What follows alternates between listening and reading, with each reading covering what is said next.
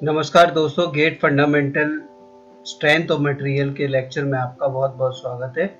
और यहाँ पर हम सॉल्व करने वाले हैं गेट 2006 में आया हुआ 2 मार्क्स का क्वेश्चन। तो इस क्वेश्चन को पहले पढ़ लेते हैं। A bar having a cross section area of 700 mm square. तो यहाँ पर आपको क्रॉस सेक्शन एरिया इस बार का गिवन हुआ है, जो कि बार आपके सामने इस वीडियो में दिख रही है। Is subjected to an axial load at the position indicated. और जगह जगह पर मतलब जैसे कि PQRS पर एक्सियल लोड लग रहा है और ये आपको गिवन दिया हुआ है।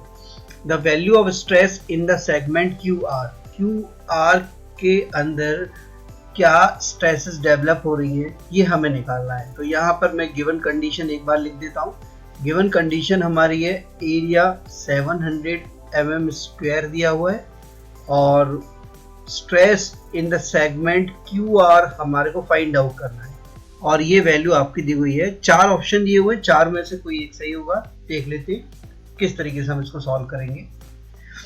तो जैसा कि आप देख रहे हैं कि ये बार मैंने बना दिया है और यहाँ पर मैं पहले से ही लिख लेता हूँ कि एरिया जो है गिवन डाटा जो है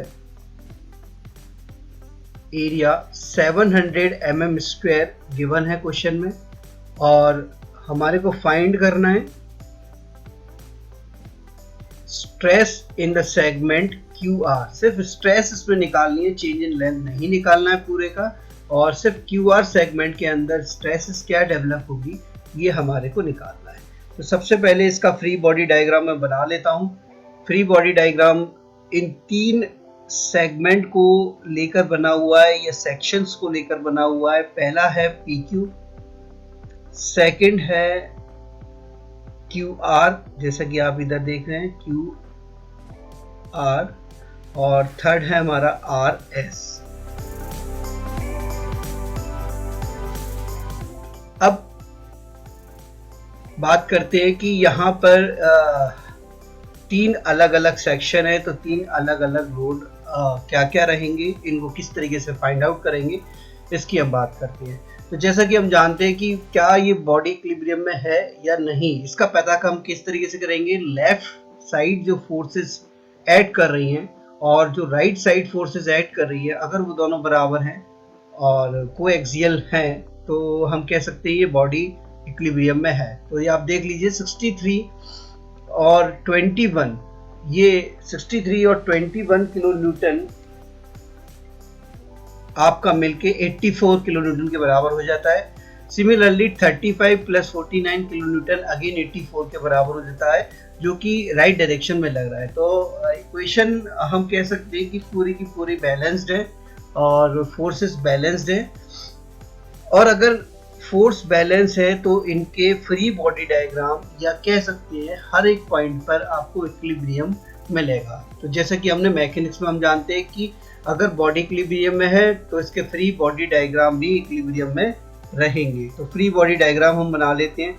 फ्री बॉडी डायग्राम बनाने के लिए मैं यहाँ से शुरुआत करता हूँ। सबसे पहले मैं 63 किलो न्यूटन लोड ले लेता हूँ। आप चाहे तो लेफ्ट से स्टार्ट कर दीजिए या राइट से स्टार्ट कर दीजिए और दूसरे डायरेक्शन में चलते रहिएगा। जैसे लेफ्ट से स्टार्ट करने के बाद हम राइट की तरफ चलेंगे और राइट डायरेक्शन स्टार्ट करने के बाद लेफ्ट की तरफ चलेंगे। तो मैं दोनों ही बता देता हूँ।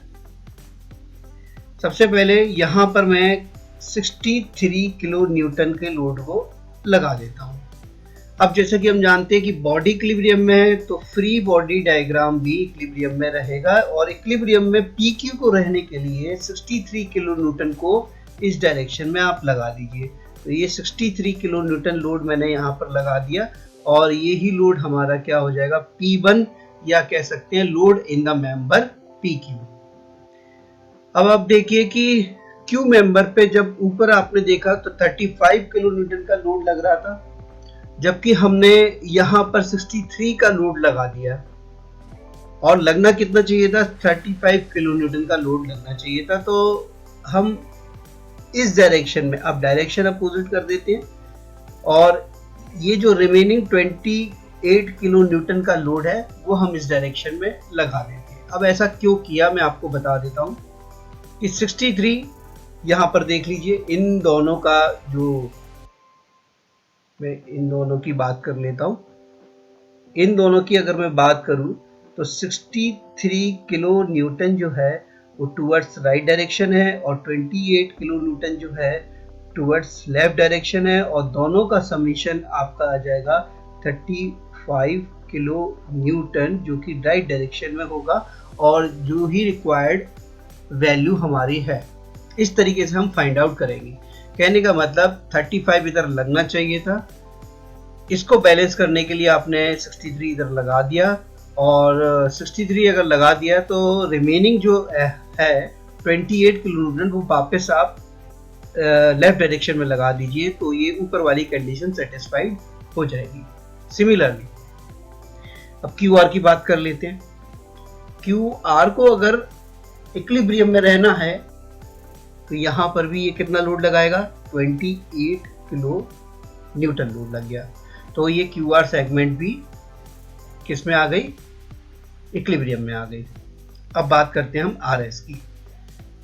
आर पोजीशन पे देखिए, आर पोजीशन में 49 किलो न्यूटन राइट डायरेक्शन की तरफ लग रहा था, पर यहाँ पर हमने पहले कितना लगा दिया, 28 किलो न्यूटन लगा दिया, और इसी डायरेक्शन में अगर मैं 21 और लगा दूं, 21 किलो न्यूटन और लोड लगा दिया, तो आर कंडीशन का टोटल लोड जो होगा 28 प्लस 21 ये हो जाएगा 49 किलो न्यूटन के बराबर। और ये हमारी कंडीशन जो ऊपर वाली है, इन दोनों को अगर मिला दिया जाए और जोड़ दिया जाए या ऊपर वाला फिगर कन्वर्ट किया जाए तो ये कंडीशन हमारी सेटिस्फाइड हो जाएगी।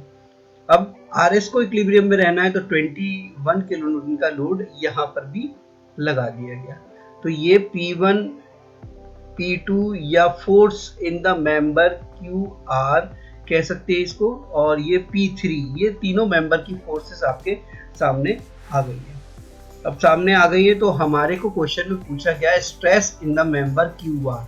Stress in the member Q R हो जाएगा जो इंटरनली फोर्स जो डेवलप हुई क्यू आर के अंदर, यानी P जो लोड है P2 या कह सकते हैं